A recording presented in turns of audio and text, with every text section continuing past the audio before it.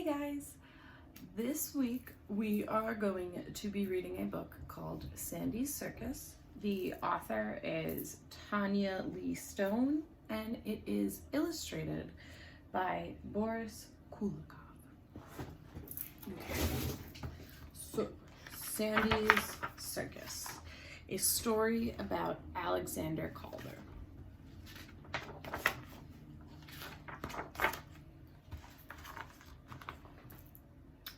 There once was an artist named Alexander Calder.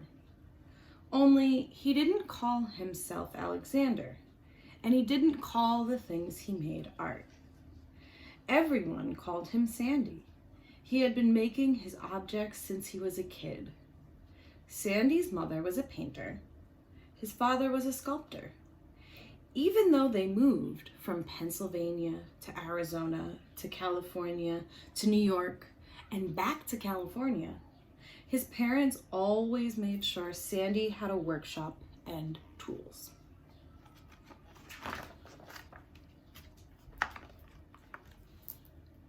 He made his friends toys and jewelry from scraps of wood, leather, and wire he would pick up off of the street. So he's just finding lots of different things around him and he's using them to make his art. Sandy built his sister Peggy a castle for her doll, complete with a moat. He and Peggy made toy animals and played circus in the workshop.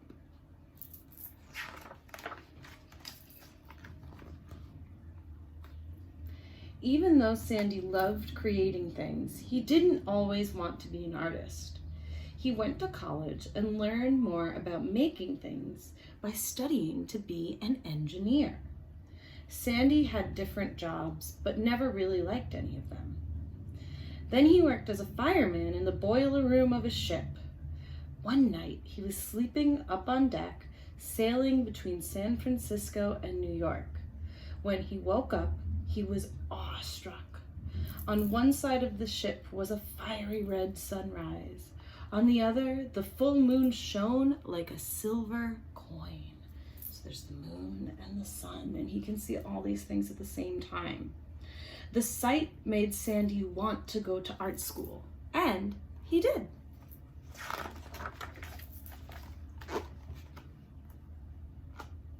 Artists need to work.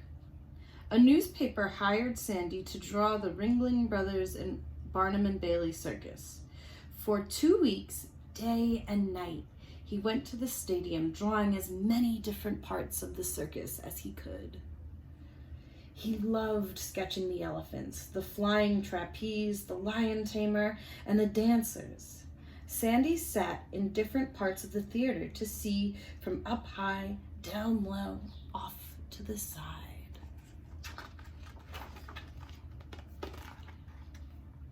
The next year, 1926, this is a little while ago, he decided to go to Paris. Why Paris? Because that city was alive with art.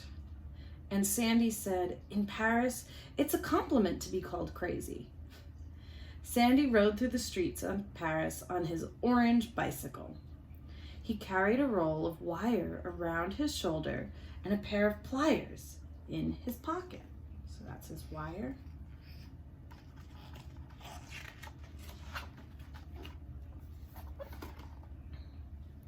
When Sandy bumped into a friend, out came the wire and pliers. He would twist and bend and curl while he chatted. And before they said adieu, which means goodbye, Sandy would give his friend a gift. Voila!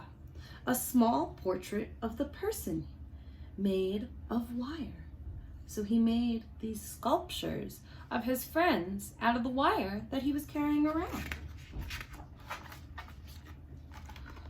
One day, Sandy made a little wire lion. He built a colorful cage for the lion. Of course, since the lion was a wild animal, it needed a tamer. Sandy made him two. Then he made high wire walkers and a high wire for them to walk on, and a safety net in case they should fall.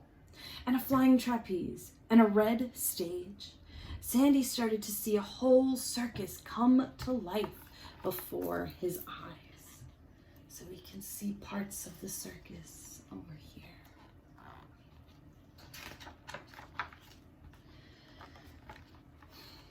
Then he really got going.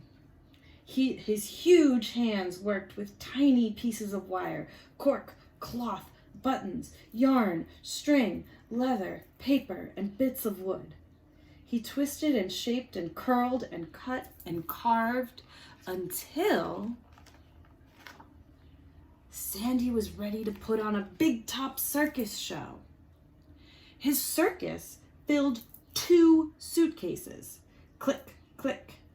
Sandy set up the stage with his animals and performers wherever and whenever he could. He went back and forth from Paris to New York, those suitcases always along for the ride. During one stay in New York, Sandy made more animals and acrobats. His circus grew to fill 5 suitcases. When it was showtime, out came the suitcases. Click, click, click, click, click.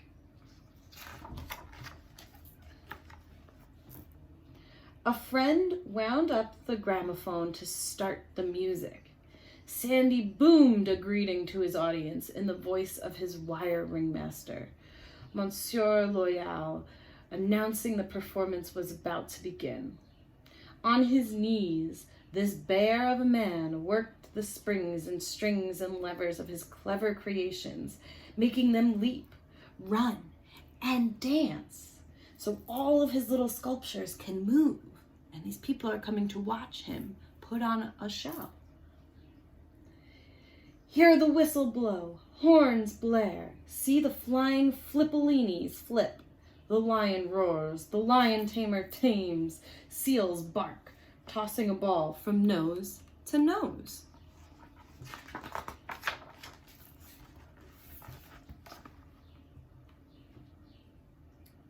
Rigolot, the strong man, bends to his toes and raises a huge barbell above his head, showing off for his beloved bearded lady.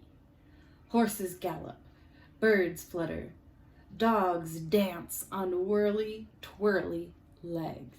Sounds like a fun circus.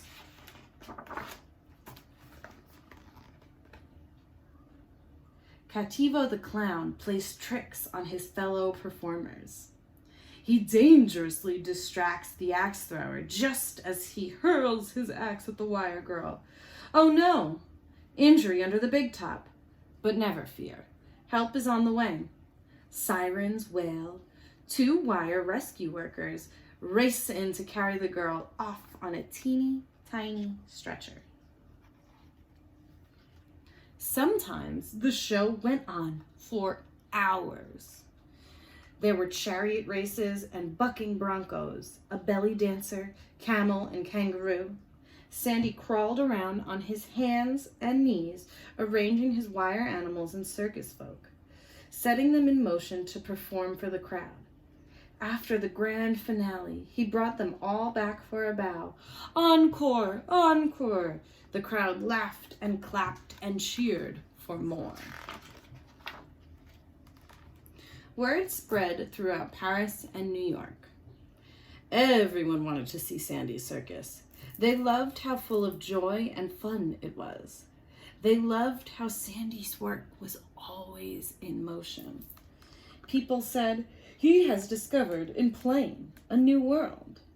His art has the force of the ocean.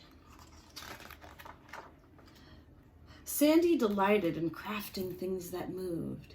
He'd made new kinds of art, hanging his shapes up, connecting pieces to each other with wire, and letting the air drift and spin them into motion. In doing so, he turned ordinary objects into extraordinary art and invented the very first mobiles. And it all started with Sandy's magical, movable circus. The end. Okay. So that was Sandy Circus by Tanya Lee Stone with illustrations by Boris Kulikov. We are going to be spending this week learning a little bit more about the artist Alexander Calder. So if you look in our Google Classroom, you can see that there are a bunch of different options for you to pick from, and you are going to make some art that is inspired by this really awesome artist, Alexander Calder.